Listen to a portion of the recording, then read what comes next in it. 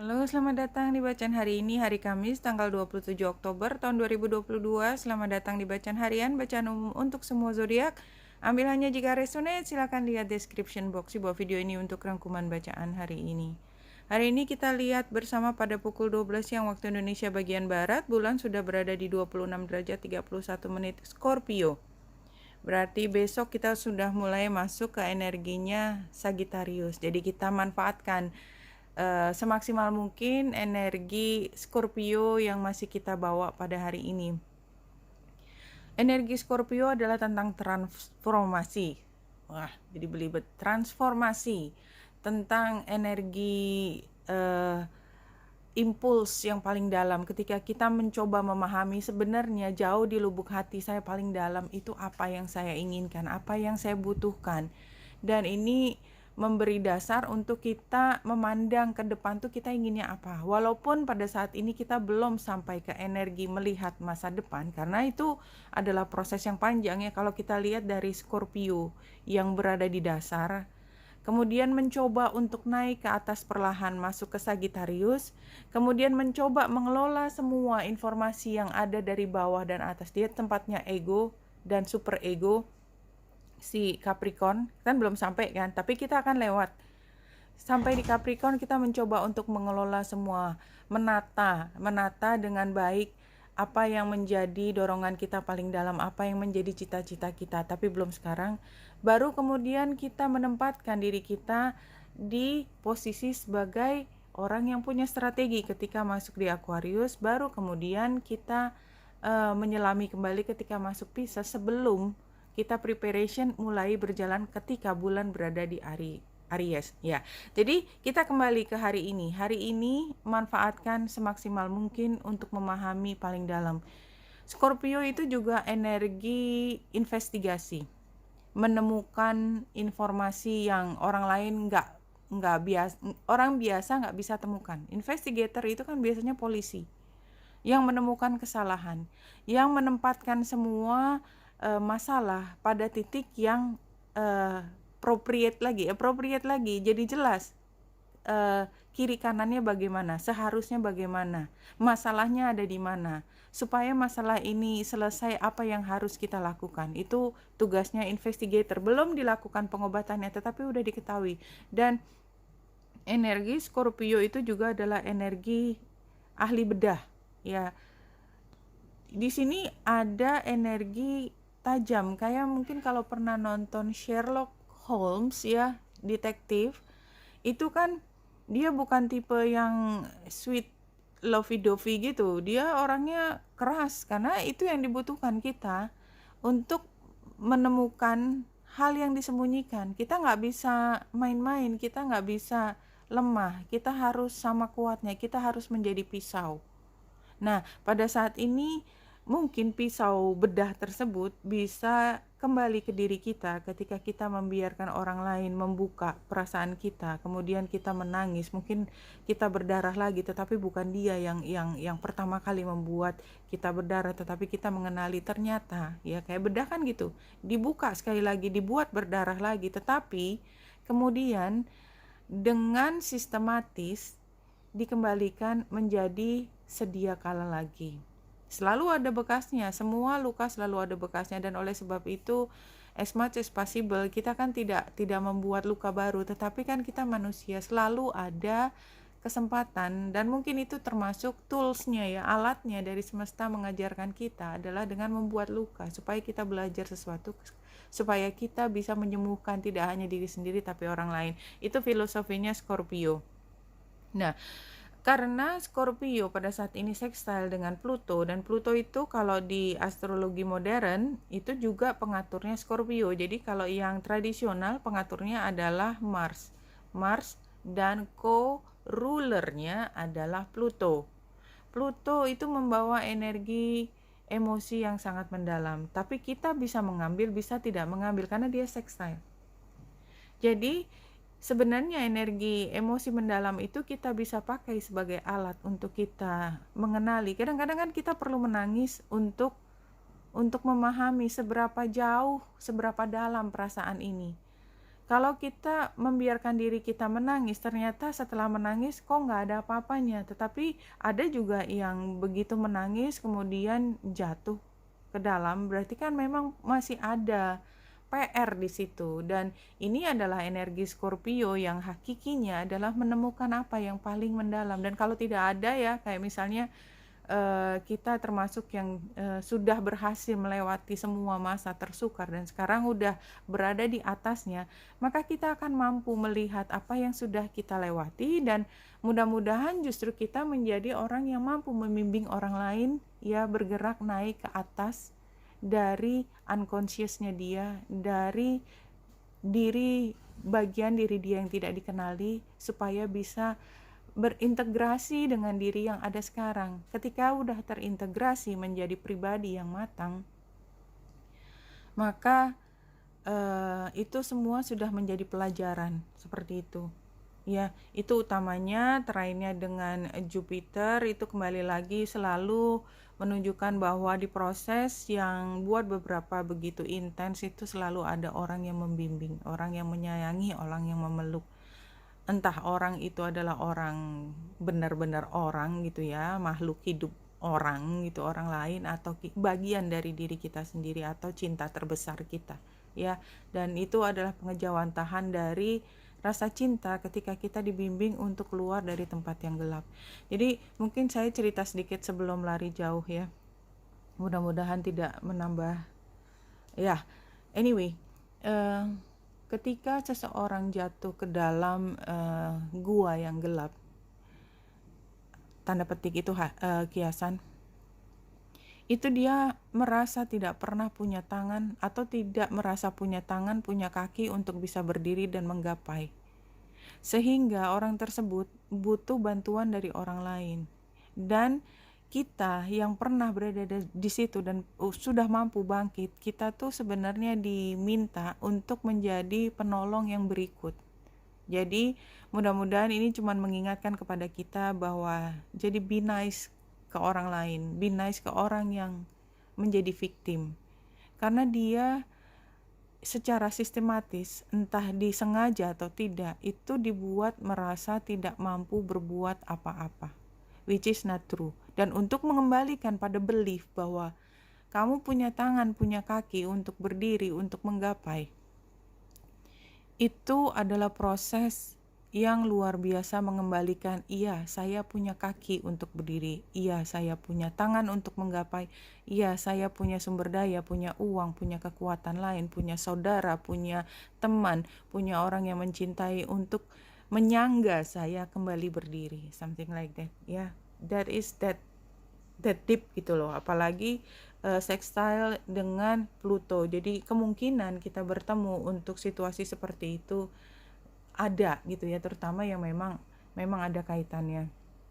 Jadi kalau dari penggambaran 3 kartu Lenormand ini, kita seperti menemukan arah ke depan, apa yang kita inginkan. Tetapi itu adalah proses di mana kita secara sengaja membuat telaahan terhadap diri sendiri, gambar perempuannya. Kita yang belajar sendiri, kita nggak bisa dibilangin, kamu tuh ya orangnya itu perasaan banget, suka baper, kadang-kadang kamu begini, kadang-kadang kamu begitu. Enggak, itu nggak bisa, itu bukan pelajaran yang bisa kita internalisasi. Kita yang harus nemuin sendiri, ya ampun kenapa kemarin saya begitu sedih, padahal apa coba ya, kalau misalnya saya let go kan sebenarnya nggak apa-apa juga, tapi itu kan harus kita yang nemuin sendiri. Orang lain bisa bantu ngingetin kamu jangan baper banget, tapi bukan itu proses yang dibutuhkan, adalah prosesnya kita sendiri internal. Kita harus lewat sendiri jalan itu, nggak bisa kayak kucing kecil ya, karena saya mainannya kucing itu, saya ambil saya letakkan ini toilet training, bener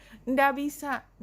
Jadi dipaksa gitu ya, misalnya nggak bisa, harus kucing kecil itu sendiri saya buat kiasan harus menemukan sendiri, oh begini caranya, tapi dia bisa belajar dari kucing yang lebih dewasa gimana caranya menggunakan toilet, something like that, no?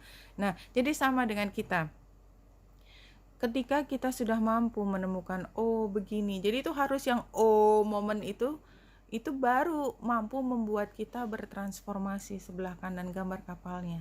Dan ini adalah energi yang disediakan buat kita. Jadi mudah-mudahan kita menjadi tambah keren banget ya hari ini ya, In everything, termasuk secara fisik. Tambah keren. Kita tahu gimana caranya membuat diri kita makin keren. Apalagi sekarang kan kita semakin terbuka, tidak lagi hanya online ya. Belonging that assist with traveling between worlds. Oke, offering protection while you travel, ini juga transisi. It helps you to remember why you are living on earth. Ya, siapa sih yang minta kita lahir di kota tertentu? Nggak ada.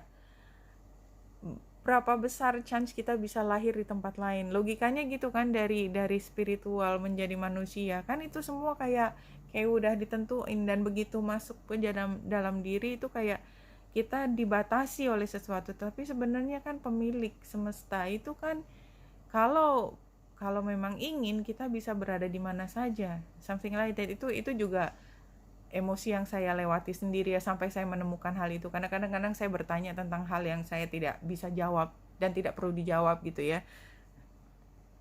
You belong to a greater group, be it a family or clan. If you feel isolated, reach out to others out of strength rather than neediness. Ya, jadi ini kembali, jadi kita tuh adalah bagian dari kelompok yang besar. Yang kita sadari, kita adalah dari keluarga inti, keluarga besar, keluarga di lingkungan kita, dan who knows, kita tuh adalah keluarga yang lebih besar lagi yang kita belum temukan sekarang gitu ya. Dan kalau kita ngerasa sudah outgrow dari keluarga anggota keluarga kita, it happens all the time. Kita outgrow, kita advance dibandingkan yang lain, kita udah nggak fit in lagi ya dengan kelompok ini.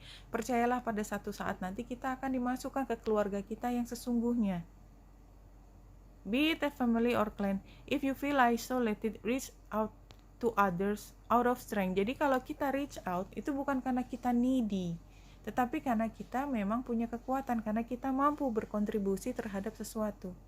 Niat kita dari awal adalah membantu. Niat kita adalah bukan mengambil keuntungan atau meraup keuntungan sebesar-besarnya ya. Keep that in mind ya. Kalau kita yang dari teman-teman yang di sini mudah-mudahan termasuk tipe yang itu ya, bukan oportunis, bukan whatever.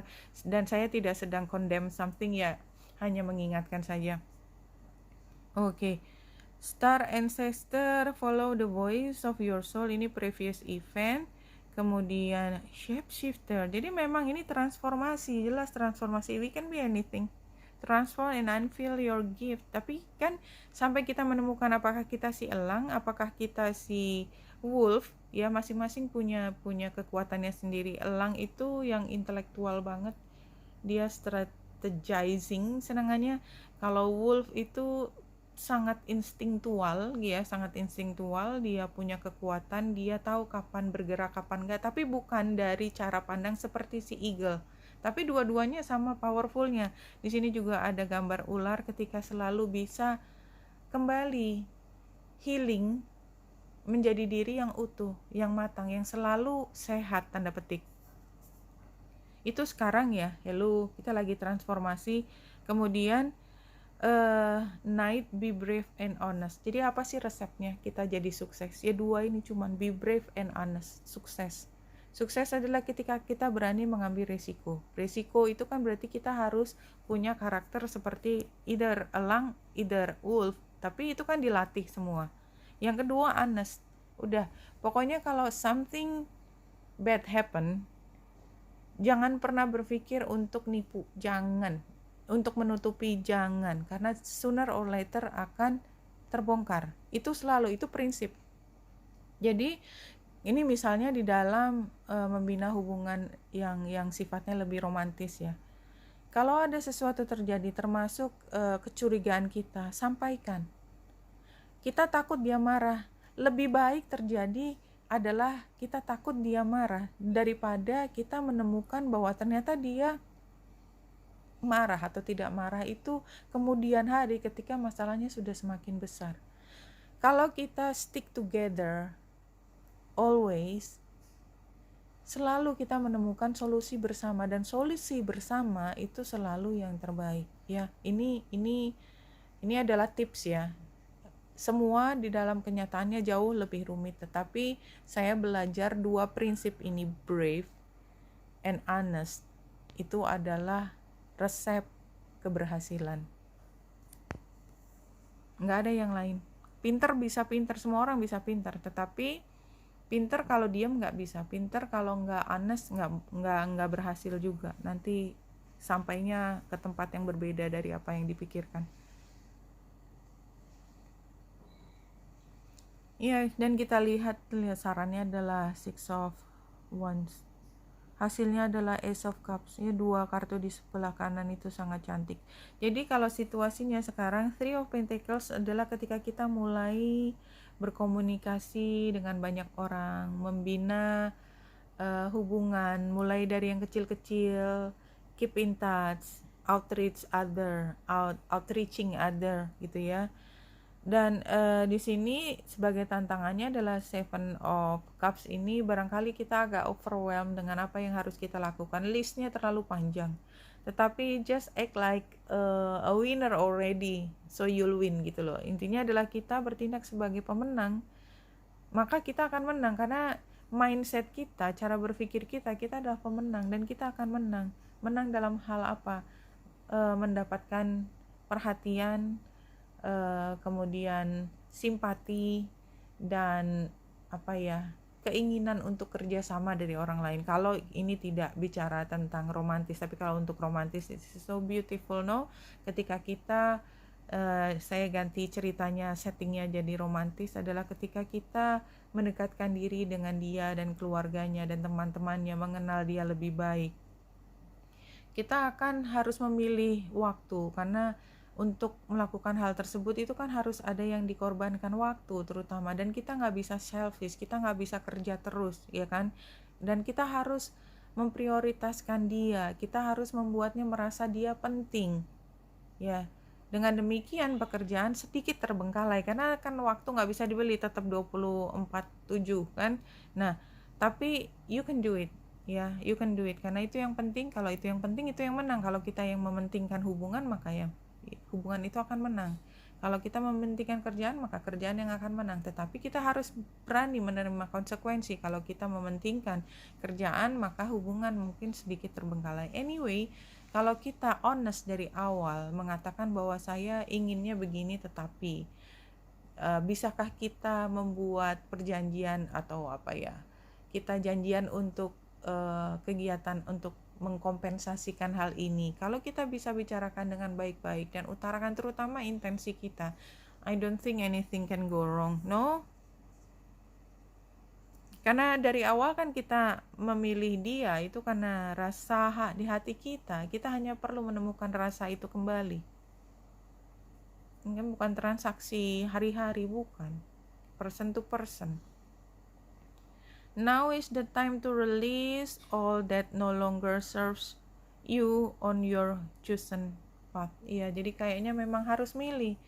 Kalau ini yang dipilih, maka kita memang harus berani untuk memprioritaskannya dia. Jangan berdiri di 2 dunia, please. Ini memang transisi. Tadi kan ada hal yang membuat kita bisa bergerak dari satu dunia ke dunia lain, tapi transisi itu takes only period of time. Ada periode yang cepat, ada yang lama. Jadi kayak misalnya saya atau kita nonton drama aja deh, drama ketika seorang mendua, yang satu nggak berani mengatakan tidak pada yang masa lalu dan tidak berani untuk mulai hal yang baru. Kemudian keputusannya dia bukan yang memilih salah satu diantaranya, karena kan masing-masing dari yang dipilih itu maunya hanya satu, tapi dia mengambil keduanya dan mencoba memahami dari dua belah pihak. Pada akhirnya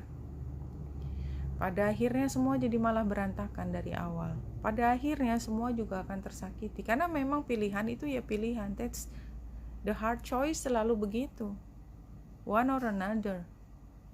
Iya, jangan takut mengatakan kalau memang itu yang dipilih.